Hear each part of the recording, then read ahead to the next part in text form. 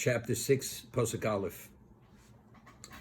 V'yidaber Hashem el Moshe Lemor, Daber b'nei Yisrael v'amarta aleim. You should speak to Bnei Yisrael and say unto them, Isha Isha ki yafli lindo neder nozil hazal Hashem. A man or woman who articulates clearly a vow to become a nozil Hashem. A Nazarite. A man could be a Nazir, a woman could be a Nazir. And what exactly, once a person accepts upon himself a state of Nazaritehood, what are the restrictions? What's the status? Miyayin v'sheicha yazir. From wine, sheicha means, sheikh doesn't mean beer. It means wine, when you squeeze wine initially, the fermentation process hasn't yet started. Over time, it starts fermenting. So whether it's fermented, extract, or it's not fermented, he has to separate from it.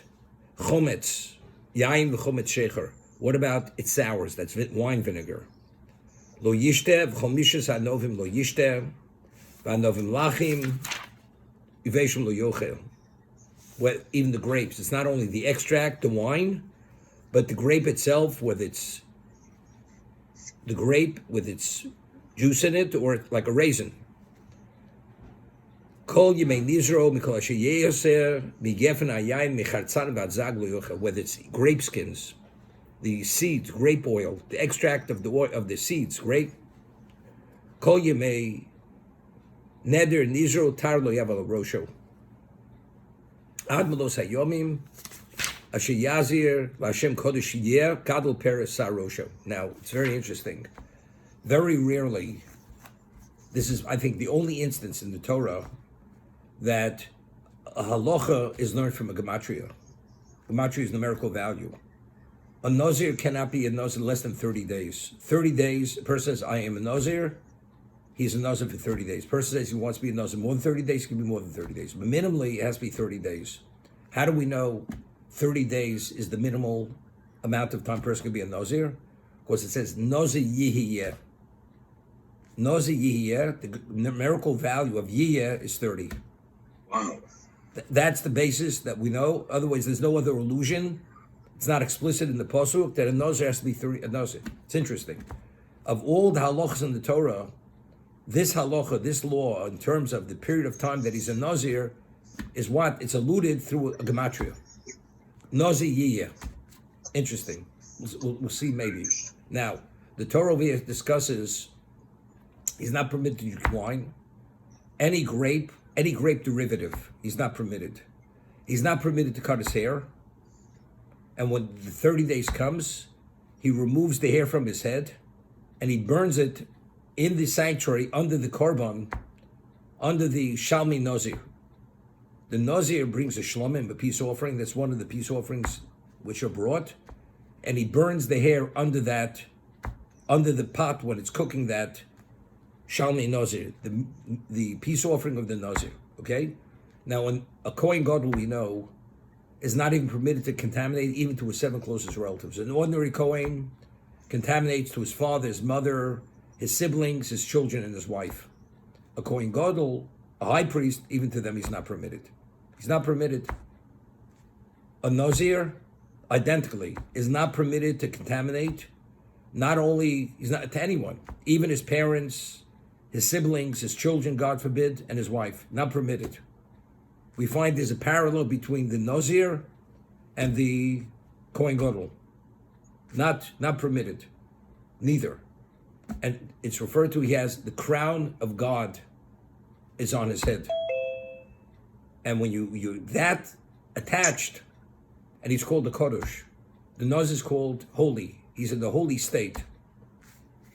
And why is he in the holy state? And why do you have all these derivatives of the state?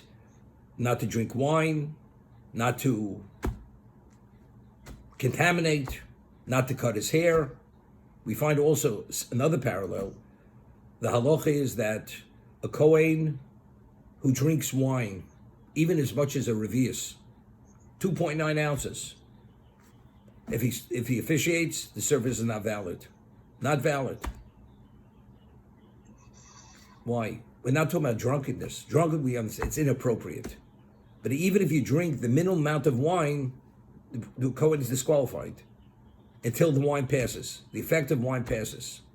Why? A Kohen Gadol, an ordinary Kohen, if he becomes an onamed, meaning one of his closest relatives dies, one of his 7 relatives, and it's pre-burial. If he officiates, the avoda is not valid. It's not valid. The Kohen Gadol, even before the burial, if he officiates, it's valid. There's no reason for him not to officiate. Now, why? What is this all about? There's an argument in the Gemara. What exactly was the Eitz Hadas? What was the species, the fruit of the Eitz Hadas? There's no position in the Gemara, the Chazal. The Eitz Hadas was the apple. The Eitz Hadas definitely was not the apple. There's a question, it may have been the wheat, chito. Gemara in Brachos, it was the wheat. It may have been the fig. But the Gemara says, this opinion says it was the grape. Why was it the grape? Because we find that wine, the grape, its extract, brings about the greatest tragedy in the world. All tragedies that come about, whether it's within the social context, within person being functional, comes due to drunkenness, intoxication. Intoxication is synonymous with the grape. So therefore, since we see the grape brings the greatest level of tragedy to existence, therefore it would be logical to say that what brought ruination upon the world, it's the Eitz Hadas, Adam eating of the tree of knowledge, that the fruit of the tree of knowledge was the grape. That's why we'd say it's the grape. So let's understand. We discussed, the Torah tells us the Kohen Gadol wears special vestments. And it says, L'chavod u'l'tiferes, for honor and for glory. That's why he wears it, to be glorified. So we mentioned then in Hemet HaShalah Kodesh that Moshe Rabbeinu, when he officiated for 7 days before the 8th day, he wore no vestments. Why? Because initially, before the Chet of Adam Rishon, what was the vestment? The vestment to serve Hashem was the physical body. Adam originally, before the sin, he was naked. The vestment was the body, because everything was pure. The essence of the person is his neshama, his soul. The vestment is the yuat, is the body. But the only human being whose vestment was purified, that he could officiate with the original vestment, was only Moshe Rabbeinu. All he had to do, the Gemara says, he had to cover his nakedness. Aaron, even Aaron, in a certain context, he was the equivalent of Moshe. He had to wear vestments. Without the vestments, he didn't qualify to officiate. So he needed the vestments, l'chavod u'l'seferes, for honor, for glory, because in any other context, it's not appropriate. And therefore, the Gemara says that bigdeim aleim kunosam aleim. If they wear the vestments, they qualify as a Kohen. If not, they don't qualify. So what is, before the sin of the tree of knowledge, the concept of death, the real death didn't exist in existence. So what does the Kohen Gadol represent? Adam pre-sin. Adam pre-sin. Adam pre-sin, there was no death. And because he is that, and his relationship, on Yom Kippur, he goes into the Kodesh Kadoshim, to the Holy of Holies. He has a direct connection to the Shekhinah. That was the level of Adam before the sin. So because he represents Adam pre-sin, therefore he officiates even when he's a no-name. Because the concept of death has no relevance to him. He doesn't contaminate even to the 7 relatives. Because he represents Adam pre-sin, there's no death. He cannot drink wine. Because what does wine, what does the grape represent? That is the Chet of Adam, that's post-sin, that's not pre-sin. That's exactly what the Kohen Gadol represents.